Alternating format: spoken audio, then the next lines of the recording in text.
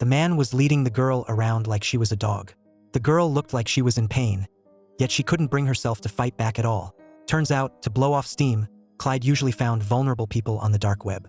He'd pay them, and they'd be willing to play any game he desired. When Clyde pulled out a red rope, the girl knew exactly what game was coming. They agreed on a safe word, but as the rope tightened, Clyde pulled it tighter and tighter, showing no signs of letting up.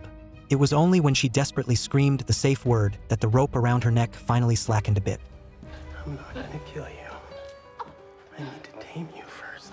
Clyde, the pervert, had found his new plaything. Just a few hours later, the girl named Taya had already gone through her first round of torture. Another girl came to help her remove her headphones, and Taya immediately called for help. Little did she know the other girl had already been broken. The imprisoned girl had developed a sick dependency on Clyde. I am my master's plaything.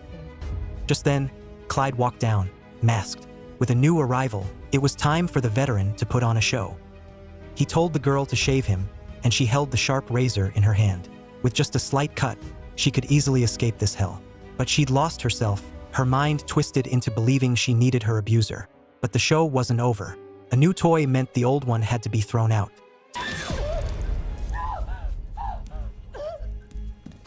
Taya cried in fear.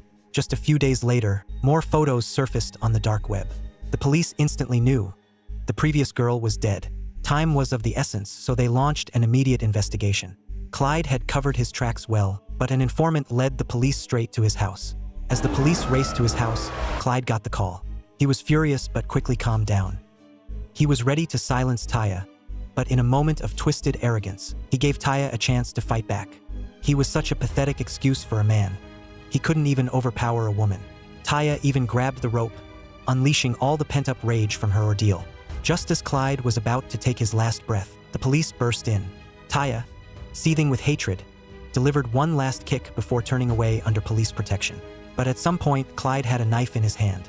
Green couldn't shoot, but the next second,